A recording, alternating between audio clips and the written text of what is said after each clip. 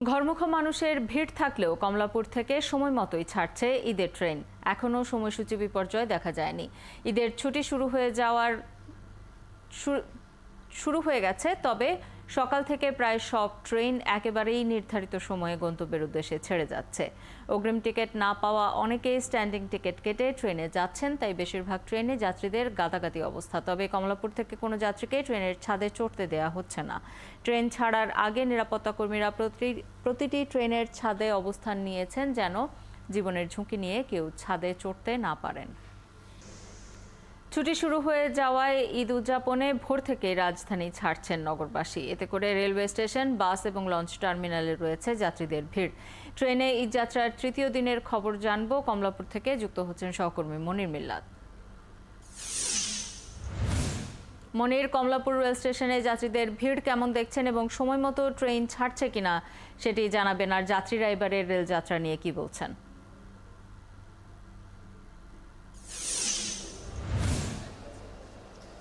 দেখুন, এই মুহূর্তে ভিড় অনেকটাই কম, কারণ সকালের দিককার বেশিরভাগ ট্রেন কিন্তু এরই মধ্যে কমলাপুর ছেড়ে গেছে এবং গন্তব্যের উদ্দেশ্যে এর মধ্যে রওনা করে গেছে।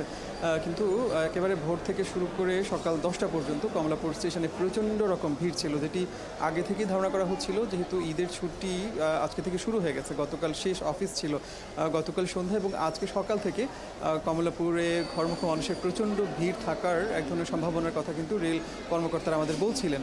সেটি কিন্তু আসলে শেষ পর্যন্ত সত্যি হয়েছে। আজকে সকাল থেকে আমরা দেখছিলাম যে প্রচুর মানুষজন তারা বাড়ির উদ্দেশ্যে রওনা করেছেন। সেখানে অগ্রিম টিকিটধারী যাত্রী যেমন আছেন, তার পাশাপাশি আপনি জানেন যে যারা অগ্রিম টিকিট কাটার সুযোগ হয়নি সে সমস্ত যাত্রী আজকের দিনে আমরা দেখেছি যে স্ট্যান্ডিং টিকিট কেটে তারা গন্তব্যের উদ্দেশ্যে রওনা করেছেন, এবং সেই স্ট্যান্ডিং টিকিটধারী যাত্রীর সংখ্যা কিন্তু অনেক, কারণ একটি ট্রেনের মোট আসনের 25% আসলে স্ট্যান্ডিং টিকিট হিসাবে বিক্রি করা হয়। আজকে আমরা দেখছিলাম যে উত্তরাঞ্চল এবং পশ্চিমাঞ্চলগামী যে ট্রেনগুলো রয়েছে সে সমস্ত ট্রেনে যাত্রীদের প্রচণ্ড ভিড় ছিল। তবে সবচেয়ে ভালো খবর হলো যে আমরা দেখি যে প্রতিবার ঈদের সময় যখন আপনার প্রচণ্ড ভিড় হয় সেই সময়টাতে ট্রেনের সময়সূচি কিন্তু এলোমেলো হয়ে যায়। কিন্তু আজকে এখন পর্যন্ত যে ট্রেনগুলো কমলাপুর থেকে ছেড়ে গেছে, কোনো ট্রেনে আসলে সময়সূচি এলোমেলো হয়নি, একেবারেই ঠিক সময় ছেড়েছে।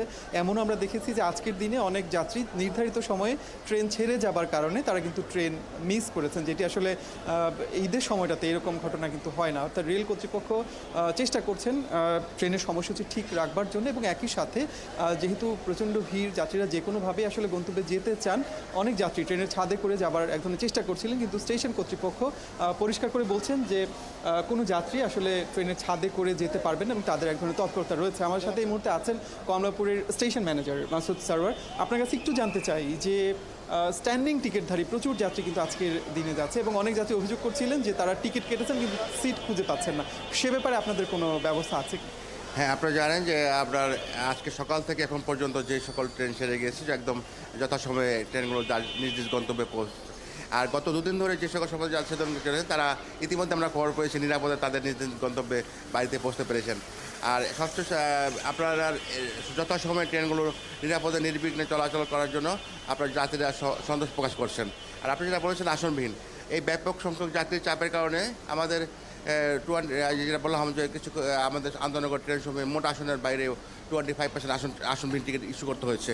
আর এরপরেও যারা যাতে পাচ্ছে না তাদের জন্য আমরা লোকাল মেল কমিউটার ট্রেনের ব্যবস্থা রেখেছি। ধন্যবাদ। আমরা স্টেশন ম্যানেজারের কথা শুনছিলাম, অর্থাৎ সকালের দিকটা কিন্তু আজকে কমলাপুরে বেশ ভালো ছিল।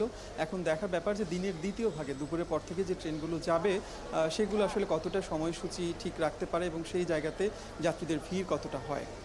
মনির, খবর রাখতে থাকুন। আমরা প্রয়োজনে আবারও আপনার কাছে পরবর্তী সংবাদ সংযোগগুলোতে ফিরবো। আমাদের সাথে সহকর্মী মনির মিল্লাত যুক্ত হয়েছিলেন।